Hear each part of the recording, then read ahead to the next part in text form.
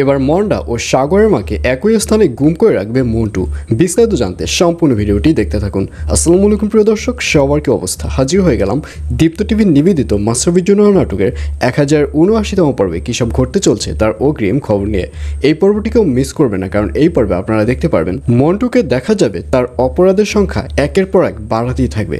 এমনকি সাগরের মাকে পর্যন্ত গুম করে ফেলবে মন্টু, এবং মন্ডাকে যে ঘরের মধ্যে আটকে রেখেছিল সাগরের মাকেও গুম করে ঠিক একই ঘরে আটকে রাখবে মন্টু।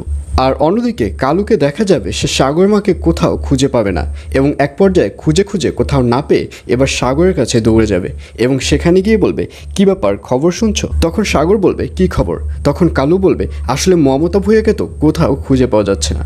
আর এই কথা শুনে অবাক হয়ে যাবে সাগর, শুধু অবাক হবে না, রেগেও যাবে।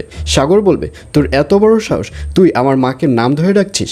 তখন কালু বলবে যে আসলে সে তো ইলেকশনে দাঁড়াবে, আর এর জন্যই সে সবাইকে বলেছে সবাই যেন তার নাম ধরে ডাকে, আর এর জন্যই আমি তার নাম ধরে ডাকছি।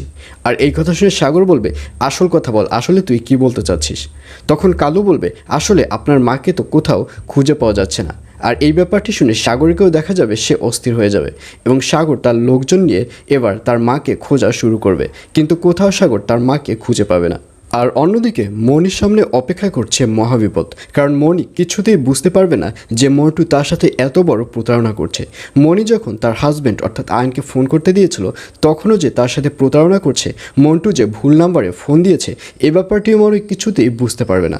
এবং এক পর্যায়ে মনিকে রাতের খাবার খাওয়ানোর জন্য আসমাকে দেখা যাবে সে মনিকে রুমে নিয়ে যাবে, এবং আসমা বিষ দিয়ে যে তরকারিটি রান্না করেছিল সেই তরকারিটি এবার মনিকে খাওয়াবে। কিন্তু আসমা তো খুব ভালো করেই জানে যে আসমা যদি কোনো তরকারি মনিকে খাওয়ায় তাহলে মনি আসমাকে সন্দেহ করতে পারে, অথবা মনির যদি কোনো একটা ক্ষতি হয়ে যায় তাহলে আসমাকে ধরবে। আর এর জন্যই আসমা এবার প্ল্যান করে নিজে খাওয়াবে না, সে তার যে হাজব্যান্ড রয়েছে সেই হাজব্যান্ডকে দিয়ে সেই তরকারি এবং ভাত তরকারি সব কিছু মনির সামনে এগিয়ে দেবে।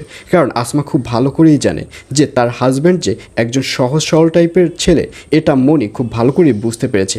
আর এর জন্যই মনি ওই বাড়ির সবথেকে বেশি তার হাজব্যান্ডকেই পছন্দ করে। আর এর জন্যই তার হাজব্যান্ডকে দিয়ে যদি ওই খাবারটি মনির সামনে সার্ভ করা হয় তাহলে মনি কোনো চিন্তাভাবনা না করেই ওই খাবারটি খেয়ে ফেলবে। আর এর জন্যই আসমাকে দেখা যাবে সেবার তার হাজব্যান্ডকে দিয়ে খাবার পাঠাবে মনির কাছে। আর এছাড়াও থাকবে আশ্চর্য সকল ঘটনা। সুতরাং সবাইকে মাসাবিদুন নাটকের আগামী পর্ব দেখার আমন্ত্রণ রইল।